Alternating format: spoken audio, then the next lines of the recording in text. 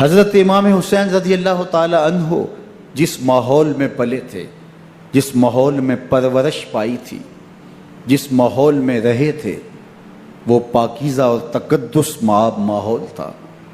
اور یزید کبھی اطراف دمشق میں، کبھی غوطہ میں، کبھی الخضرہ محل میں، اور کبھی کہاں اور کبھی کہاں داد عیش دیتا رہا اور لہو و لعب کے اندر مصروف رہا، اور اس کی زندگی ان چیزوں سے عبارت تھی۔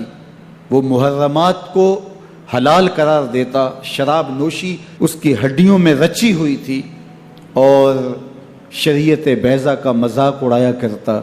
اور حسین ابن علی رضی اللہ تعالی عنہ کی دوستیاں جن لوگوں سے تھی وہ عبداللہ ابن عباس تھے، عبداللہ ابن عمر تھے، حضرت عبد الرحمن بن ابو بکر رضی اللہ تعالی عنہ تھے۔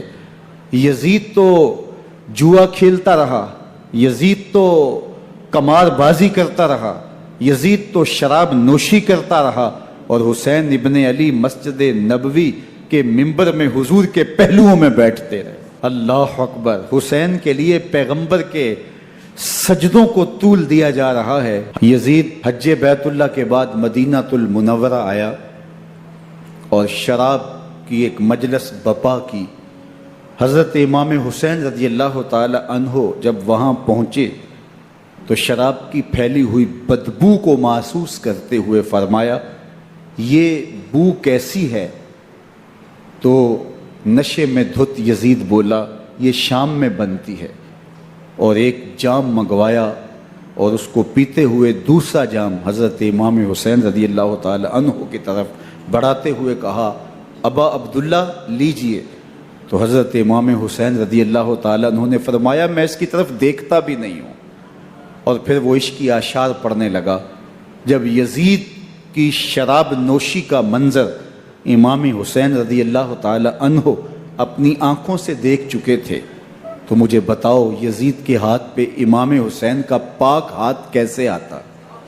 حضرت سیدہ فاطمہ الزہرا رضی اللہ تعالی عنہ کے گھر کے قریب سے گزرے تو حضرت امام حسین کے رونے کی آواز آ رہی تھی، تو آقا کریم علیہ السلام نے فرمایا کہ فاطمہ حسین کو چپ کرواؤ، اللہ تعالیٰ انا بقاءہ یوزینی، تو جانتی نہیں حسین کا رونا مجھے دکھ دیتا ہے۔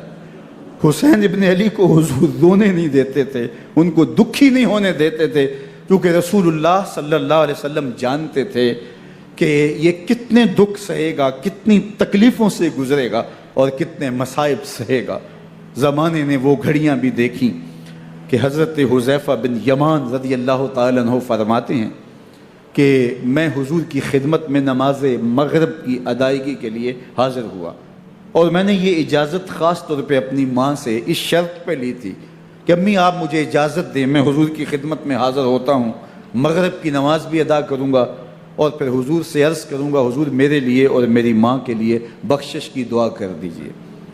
ماں نے اس شرط پہ اجازت دے دی اور میں حضور کی خدمت میں آ گیا، نماز مغرب ادا کی، سلام پھرا، لیکن حضور عبادات میں، ذکر میں، نوافل میں ایسے مشغول ہوئے کہ میں آرزو رکھنے کے باوجود بھی عرض نہ کر سکا۔ خیر نماز عشاء کا وقت ہوا، اذان پکاری گئی، حضور مصلی پہ آئے، نماز پڑھی، سلام پھرا، اور حضور اٹھے اور کاشانہ اقدس کی طرف چل دیے۔ اب میرے دل میں یہ خیال رہ کے آ رہا تھا کہ ماں کو کیا جواب دوں گا، میں تو حضور سے بخشش و مغفرت کی دعا کروا ہی نہیں سکا۔ جب حضور چل پڑے تو غیر ارادی طور پہ میں بھی حضور کے پیچھے چل پڑا، تو حضور نے رخ پھیرے بغیر فرمایا، من ھذا، میرے پیچھے پیچھے کون آ رہا ہے؟ پھر خود ہی کہا حذیفہ تو نہیں؟ تو میرا دل دھڑک رہا تھا، قلت نعم، میں نے کہا جی حضور میں حذیفہ ہوں۔ فرمایا ما حاجتک غفر اللہ لک ولامک، کیا کام ہے؟ اللہ تجھے بھی بخش دے، تیری ماں کو بھی بخش دے۔ اب جو کام تھا وہ جنبش لب سے پہلے ہی ہو گیا، یہاں تو لفظوں کا سہارا بھی نہیں لینا پڑتا، وہ بند لبوں کی بولیاں بھی سنتے ہیں۔ اقبال بولا ہے، فروغت صبح آثار و دہور، چشم تو بی نندائے ما فی الصدور، تیری نظر تو سینوں کے چھپے راز بھی دیکھتی۔ تو کہا ما حاجتوں کا غفر اللہ لک ولامک، اللہ تجھے بخش دے تیری ماں کی بھی مغفرت کر دے، کیا کام ہے؟ اب جو کام تھا وہ تو ہو گیا۔ تو میرے حضور نے ارشاد فرمایا، حذیفہ سنو، ابھی ابھی ایک فرشتہ آیا ہے جو اس سے قبل دھرتی پر پہلے کبھی نہیں آیا، آج پہلی مرتبہ اللہ سے اجازت لے کے 2 کام کرنے آیا ہے۔ ایک تو مجھے سلام کرنے آیا ہے، اور دوسرا خوشخبری دینے آیا ہے کہ آپ کی بیٹی فاطمہ جنتی عورتوں کی سردار ہے، اور حسن اور حسین جنتی جوانوں کے سردار۔